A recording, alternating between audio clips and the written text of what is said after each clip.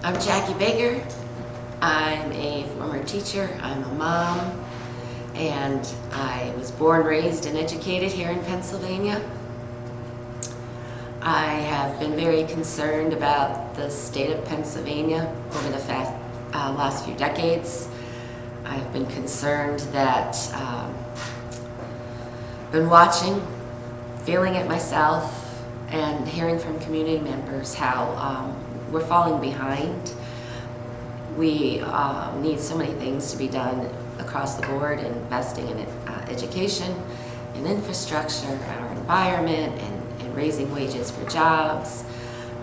There's just so many issues, and as a lifelong Pennsylvanian, I feel like either I could sit back and just continue to watch everything fall into disrepair, or I could stand up and try to make a change for the better.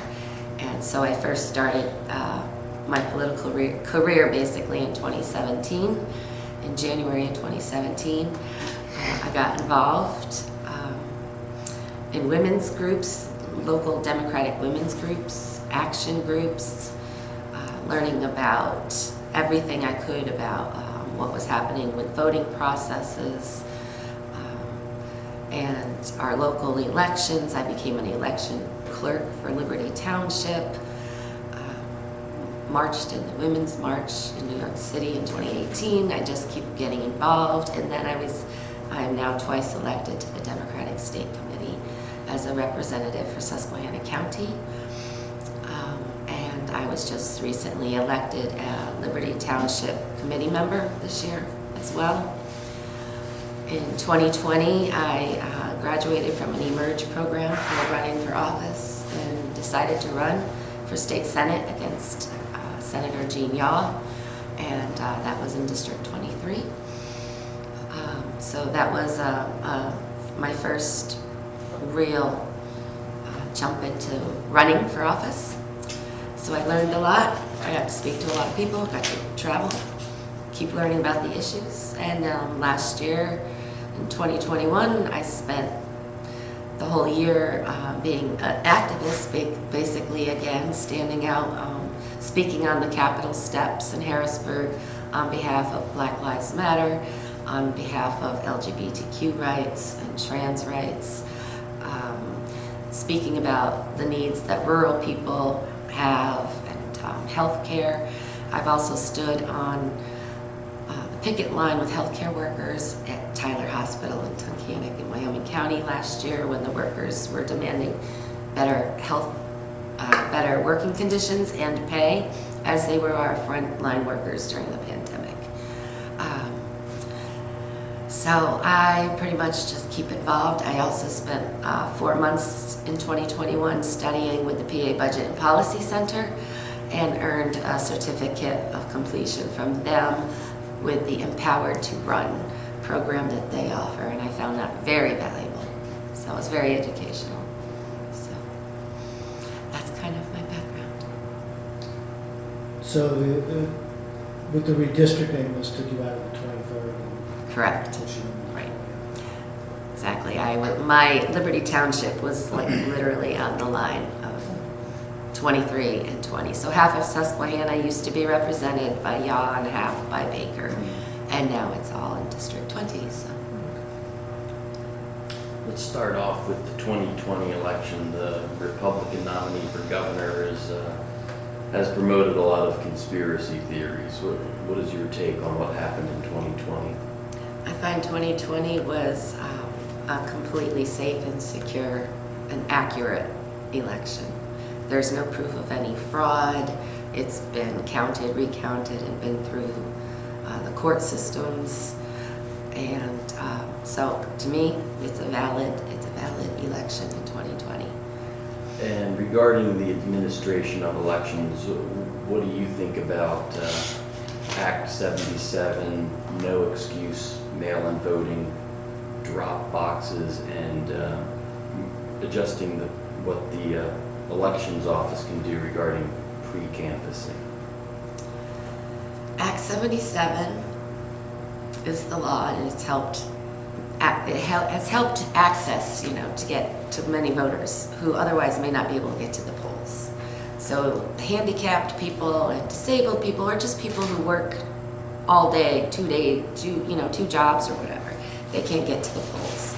So Act 77 with the mail-in ballots, especially when we get hit with the pandemic, was extremely valuable, and it needs to stay in place because people are counting on that. Act 77 was sponsored and supported and passed by the Republicans.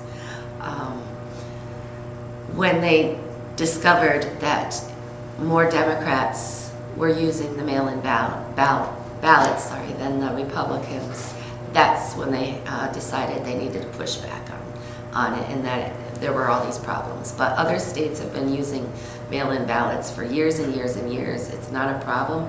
I find the community members really enjoy having that ability to take it home, look at it, research the candidates, make the best decisions, sign off on it, and turn it back in. And it's been really great. I mean, we need to keep that in place. And what do you think about the drop boxes? Well, in Pennsylvania, we haven't had, each area doesn't really have too many drop boxes, I noticed. I think, again, with people who work, moms who are at home with kids, things like that, the more availability we have to those, the better it is. So, I mean, we obviously can keep them safe and secure. I mean, as an election worker, I've been through the process of how ballots are counted, secured, before we get them to the courthouse. And it's a very safe, it's a very secure system that we all work through. It's Republicans and Democrats working together to put those together and get them to the election office at the end of the night. So I think if we had drop boxes, it's just another easy access for voters to get that taken care of. And one of the things that's evolved with so many people using the mail-in ballots now is that it takes longer to count the votes. And some have advocated, it seems like there's a lot of bipartisan agreement on moving up the ability to pre-canvass earlier. Is that something that you favor? That they should send them in, and I would like to see them be able to start counting them as they come in, because counting of the mail-in ballots doesn't start until 8 a.m. election day. Mm-hmm. So with that happening, it really makes it hard to get everything counted by the end of the election night, and it would be nice if we could get those counted as they were coming in and into the system, just to kind of speed things up a little bit better there. More effective, more efficient. Let's move on to abortion. What is your position, and what do you think of this constitutional amendment that the Republicans are trying to push? Oh, I oppose that 100%. The government has no right, no policymaker, no politician, no government has the right to tell a woman what to do about her body. It is a health decision, and it's a privacy decision. If I'm elected and I get to Harrisburg, I will work to codify the protections of Roe v. Wade into Pennsylvania law. And the current law, I guess, the Abortion Control Act prohibits abortions beyond 24 weeks unless the health is at stake. Do you support that threshold there? That's reasonable. However, every single pregnancy from moment of conception until birth and after birth is a medical procedure. It's a medical thing. You don't know what's going to happen as a mother, pregnant mother, from day to day to day to day. And I always say expect the unexpected. So it's very limited that many women don't usually abort babies at that far along in the pregnancy. But again, if it's something between the mother, the doctor, the baby, that decision has to be made there, not in Harrisburg or DC. So I mean, we have the United States has the highest maternal mortality rate out of all industrialized countries. And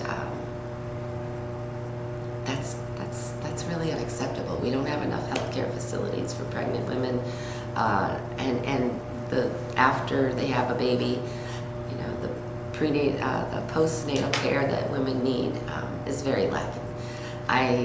My recent experience, my youngest child's 8. Like I said, I live near the New York State border in Susquehanna County. Because of the insurance, I had to travel in labor almost an hour and a half, hour 45 minutes here to Wilkes-Barre, Geisinger to deliver. And it's a very scary thing. I know another woman that her daughter delivered on the side of Interstate 84. So it's already such a dangerous thing because we don't have enough medical facilities and OBGYN doctors and places that women can go, and it's close to home where they can see doctors and physicians. It's already a dangerous thing. And then if the Republicans want to completely ban abortion, that will not stop it. It will just make more women and babies die. Moving on to the economy, how can the state government improve inflation in the economy and also create better paying jobs? Well, the first thing that I always talk about is we don't have a very fair tax system in Pennsylvania. Over 73% of the largest corporations operating here are paying 0% in state income tax. That is one of the things that I've been following for decades, is that there's constantly never enough money in our state revenue to pay for the things that we need, whether it's education, infrastructure, protecting the environment, or raising wages, bringing in companies that help workers actually raise those wages. Too many people are working one full-time job, and that's not enough to, you're working 40, 50 hours a week and it's still not enough to pay the bills. So personally, I believe that we need to receive some taxes from the big companies, make them pay their fair share, so that we can relieve some of the tax burden on the working people, the veterans, the seniors, the people who are struggling to get by. We have an example is just the gas tax that was put on our gasoline, giving us the highest gas tax across the country in PA. That was put on us by the Republicans in Harrisburg. That was an extra burden to us, the working people, the veterans, the seniors, people who are struggling to get by. What could we do? We could have taken that gas tax off right away and said, there's a little relief. There's lots of instances like that. So I think we have the whole thing of fixing the tax system and closing the Delaware loophole, making everyone pay their fair share. It's only right. We haven't invested in education and infrastructure, the environment, healthcare. We're losing, healthcare workers. We're losing hospitals. Just in District 20 this past year alone, we've lost the Tyler Hospital, where I was at on the picket line with the workers, and now here in Kingston, First Hospital closing, and over in Pike County, they don't even have a hospital. All these little things that our communities should be offering to people that are in a local place that can help them is vital.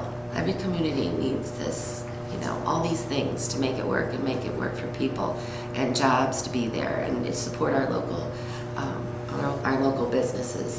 Which another thing is that infrastructure of the internet and broadband. Where I am from, we don't have cell phone service. Most of the areas we're traveling, I just passed an accident the other day on the way home. I'm frantically calling 911, and I can't even get through to report an accident.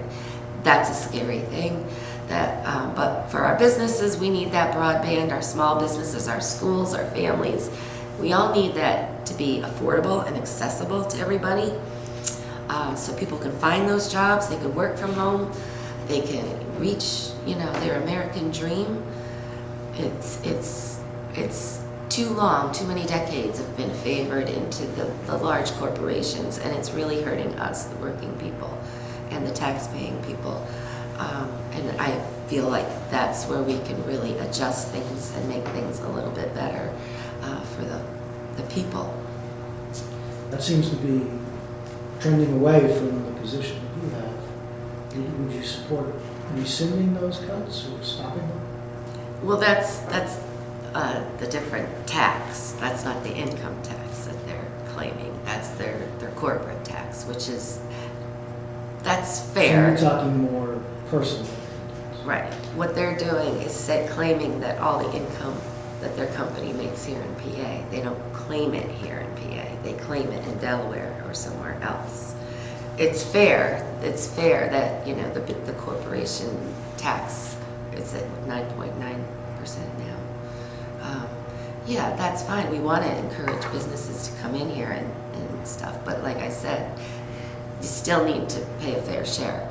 Along with the gas companies that operate in Susquehanna County, where I'm from, it's gas land industry and lots of fracking industry, the gas industry. We don't tax them a severance tax. This is a commonwealth, which means everything in the ground belongs to everyone who lives here in PA. All the other states that pull gas out of the ground charge a severance tax. Now, they're not going to go away if we charge them a severance tax because that gas is here. It's in the ground here. But that would be something that's a gas that's reasonable, a gas tax that's reasonable, that can help us pay for the infrastructure of them operating their industry. I live there. Our roads are destroyed. It's just truck traffic constantly. So we can, you know, balance things out a little bit better. Like I said, we're not asking for a crazy amount on one end that hurts the other end. It's a fair balancing act. We don't want to drive any business away. We want to help support our small businesses. We want them to grow, and we want companies to come here. And this is a very difficult state to start a business in. So we want to make that all easier. But it's a whole picture of things that's going to take some effort to, you know, put into place to make a good change so that we're moving forward. You know, regarding, you mentioned the gas tax and the increase to the gas tax. Would you like to eliminate that gas tax? On the gasoline? Yeah, the gas, yeah. Well, we could at least temporarily, for the moment, since prices of everything are so high right now. I mean, I know. I have to feed my family too, you know, and everything is extremely high because this is a world problem. We had a world pandemic. Now we're, you know, the chain of supply has been disrupted. We're still recovering from all of this. But whatever we can do right now for at least the working families, the people who are really suffering, our seniors and our veterans especially that are living on fixed incomes and things like that, I think we could at least do a temporary, you know, relief on that. Besides that gas tax that they put on us didn't go to infrastructure. Most of it went to funding the state police instead of funding the roads. So we still have a gap of the money. But hopefully now with the infrastructure money coming from federal government, and you know, hopefully we'll be able to really invest into fixing our roads and bridges because they are about a D- rating they have across the country, or across the state, I'm sorry. And what about the levels for the personal income tax, property taxes, and the sales tax? The sales tax, I find to be fine where it is. I don't believe we should raise the sales tax in order to pay for other things. Which other taxes are you mentioning? Property taxes Property and personal taxes. income tax. Yes. The property taxes, I've had a discussion with this a lot lately. And it's going to go back a little bit to education for a moment because many seniors, many retired people, they don't have kids in public schools. And that is a #1 issue for them. is paying property taxes. A lot of the property tax goes to funding the public schools. So across the country, we have the most inequitable funding of public education of all the states across the country because we rely so heavily on those property taxes and because the state hasn't invested itself into education. So again, I've been watching this for years and years and years, where there's less and less investment from the state into education, which makes the local governments, the local school boards have to raise property taxes on these individuals.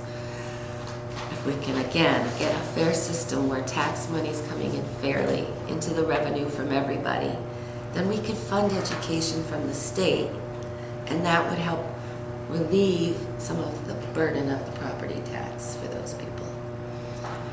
Now, if you do want to reduce the property tax amount, where would you find the revenue source to fund the schools? Well, that's what I'm talking about. It's like, when we have all of our businesses funding in, putting their fair share in, then we have a decent, we can do that. There's also, other things that we can do, that we can bring money into education as well. But the state really needs to step up. And like I said, to me, it's a whole big picture of just getting it so that it's fair. It's fair for everybody. It's fair for the corporations. It's fair for the working people and everybody in PA. I think if we get that balanced out, then there'll be enough money to invest. Regarding education, what do you think about some of these Republican plans calling for school choice, such as the Mastriano plan? Now, Mastriano's plan would harm our students across PA. His plan would cut education funding in half, and like I said, we've already haven't been funding it at the state level for many, many years. That would mean less teachers. That would mean less staff in places where we already need more. We need more bus drivers. We need everybody. We need counselors. We need mental health counselors in the schools to help our students. We don't need cuts. That would be extremely harmful. In the public school, we have a right to send our children to a public school, and that's where the money should go.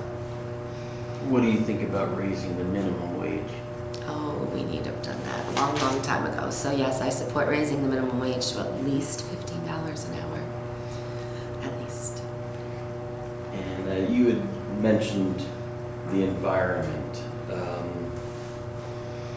What are your positions on environmental issues? And you mentioned your county, there's a lot of fracking there. Are you okay with fracking or the current regulations on fracking? No, we need to improve the regulations. They've been cut down to nothing, and we already have the third worst water and the third worst air quality in Pennsylvania. From all the 50 states, ours is third worst. Because of the lack of regulations,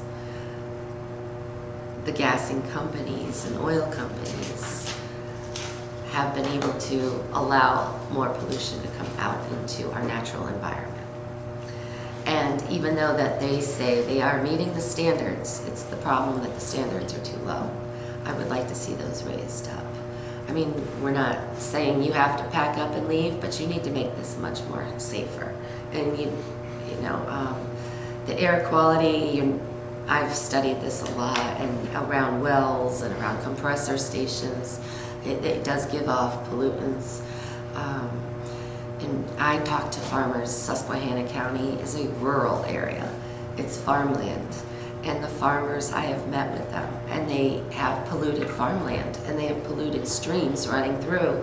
And young farmers, have thrown their hands up and said, this is done. I'm done. How can I farm? My cows can't drink this water that you've polluted, and I can't chlorinate water because they can't drink that either. And the farmers right now are having to either travel to get clean water for their cows, or they have to boil and spend money on electricity.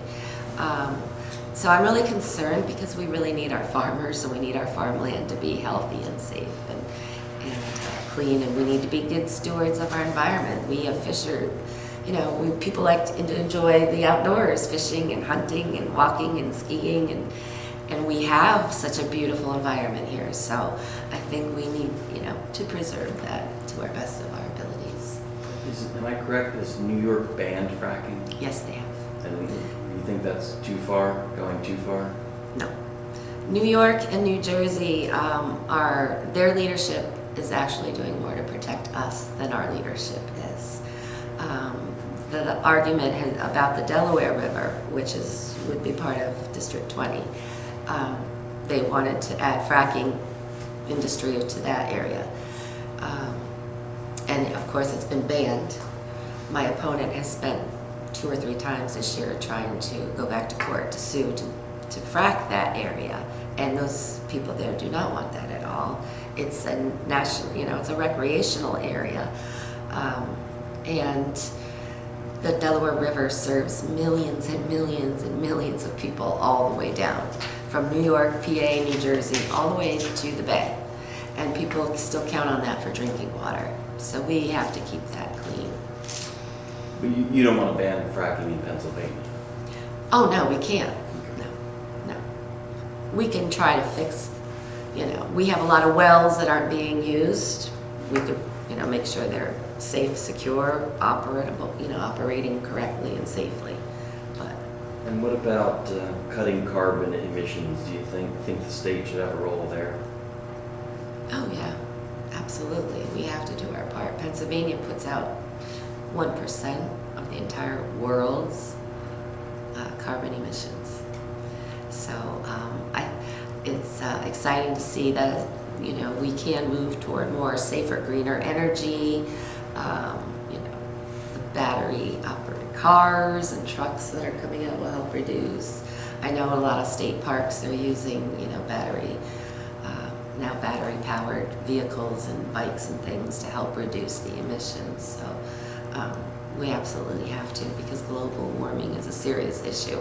And I think we know it because we are facing it all the time with the rainstorms and the floods and everything. And especially we know in Wilkes-Barre that we are very vulnerable to flooding here.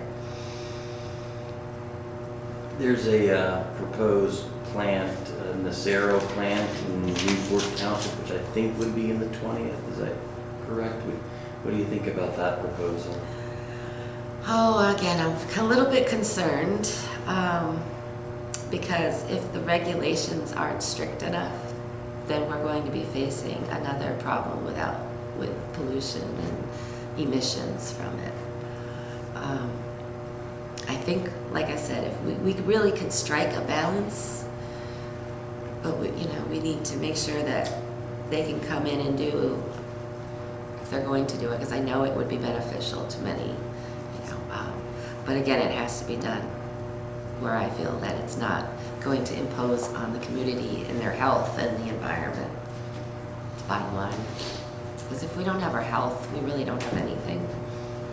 Can't go to work, can't take care of our kids, so our health and our environment are very closely related. Any other questions on the environment? No, I think you covered most of it. Government ethics and transparency. Do you have any plans or proposals there? Oh boy, yes. We could get rid of the gift ban. We can, that politicians can receive gifts. Of course, that is not something that I do. I run a grassroots campaign, so I have donors that are just voters, small $20, $50 donations. I don't take any campaign corporation dollars for my campaign. And I would like to see, limits on those contributions to the campaigns, gift bans. More transparency. We've got to have some rules in place because right now in PA, we're only one of 2 states that there's no limit on campaign contributions. There's no thing that says the candidate can't use that money for their own personal. And I find that to be unethical, so I would like to see that changed. And what about the per diems that legislators are allowed to utilize for traveling? Oh, I think the salary is high enough that they could cover, that you can cover your travel with that. But I know that some legislators don't use it or use it very minimally, and some take full advantage of it. I think it's really important to remember that we work for the people. You know, you're paid by the people through tax dollars, and we need to be very careful with money. We can't waste any dollars on splendid, haircuts and out to dinner. I think that you're a public servant. You're there to serve the public, and that's the main concern. And you're not there to waste tax dollars. And what about redistricting and gerrymandering? I have been following that along for many, many years. The gerrymandering problem had been going on for quite a while. We need to end that. We can't be letting legislators pick their own district, their own voters.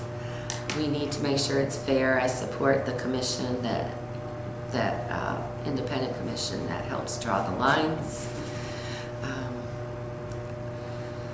Let's see, I've been, participating with fair districts and League of Women Voters and paying close attention to how it all worked out and everything. So I think it came out pretty fair this time, but gerrymandering is no good for anyone. Let's move on to gun regulation. Do you support any sort of gun control measures? I support the Second Amendment. I support universal background checks for all gun purchases. And I support red flag laws that we can take weapons out of someone who may harm themselves or someone else in an immediate threat. What about increasing the age to, say, 21? I would be okay with raising the age to 21. However, it's just interesting because if you go to the Army, you can be 18, but you do get the training. I'm starting to feel that more and more that age 21 is probably the age that it would be appropriate to buy certain weapons. But I know that, again, we live in an area where 12-year-olds like to go hunting, so we can't take away guns from those kids who want to go hunting either. But that's why, even when I was 12, every child in my 6th grade class, we went through a hunting safety course, and it was a very important thing that we learned all the safety, and then if you pursued that you wanted to go hunting, you would get more practice and education, and then you could go hunting. But these automatic or technically automatic rifles are not allowed, but these other ones that people buy, I would like to see maybe 21 on those. Would you like to see any sort of prohibition on the sale of certain types of guns, such as the assault weapons? Not at this time. No, I think we have more sensible gun owners than we have criminals that want to hurt people with those guns. We just need to keep them out of the hands of children, of young, 15-year-olds, 14-year-olds who are grabbing these guns, and 18-year-olds. That's where I think, we really need to get back into the school, and that's where we could help these kids before they even get to that point. I would hope, that is the hope. Have that counseling and have that there. Recreational marijuana. I support that. All of the states around us, most of the states around us have already done that. That would be another way to get some tax money in to support the things that we need to pay for. However, it would need to be carefully looked at. and discussed and make sure that anything that is passed is done fair and equitably. And do you think the state should approve legislation to prevent discrimination against the LGBTQ community? And do you want to guarantee the same-sex marriage? Absolutely, absolutely, yes. Yes, I have been a proponent for this for many years, that the LGBTQ community, they have no protection from discrimination in Pennsylvania. And that would be one of my top priorities, because every Pennsylvanian has the right to live here and be respected and treated fairly, no matter how they choose to live their personal lives. It's a very important issue to me. My staff members are LGBTQ community members, and that's, like I said, I've stood up many times and rallied for them on behalf, because no one should be evicted from their home or fired from a job because of their personal decisions. Well, you've talked about only accepting small contributions. Are you getting any support from the state party as far as contributions, campaign contributions? The state party doesn't generally give candidates money on the Democratic side. So I don't receive any money from the state party. No. The only money that I have received are from voters and our Democratic county parties that have been, volunteering to help us, and that's it. Is the state funding any, sometimes they'll fund like mailers, are they funding any sort of mailers on your behalf? No, not that I know of. What are your thoughts on taking on a long-time incumbent who's been in Harrisburg a long time? I feel that I have very good chances. 16 years, my opponent has been there since she was elected in 2006. I am the first Democrat that has stood up to run against her in 16 years. And one of the reasons I stand up to run is because I feel that our values, my values of being a Democrat, of inclusion and equality, respect for people and helping people, those who really need the help and need, those are my values. And I know that Democrats, those are our values. We care about everybody. And I feel that, that's why I ran in 2020, that's why I'm running again. Someone needs to stand up for our values and point out what's going on. Many people are not aware that they even have a state senator or a state representative. They may know about the state representative, not so much the senators. They don't know really what they do, and things like that. And I would like to make sure, I've been trying to bring that voice. This is what we would do in Harrisburg. This is what should have been done. This is what's not been going on for so long. And this is why I have decided to run, because I feel like somebody needs to stand up and say, let's look at these issues. Let's start fixing these problems. Let's get to work. I'm not a career politician. I'm a mom, I'm a teacher, and I'm just a lifelong Pennsylvanian who's just been watching this for too long. And I thought, I think that I can bring some good, reasonable solutions to Harrisburg that would work for everybody.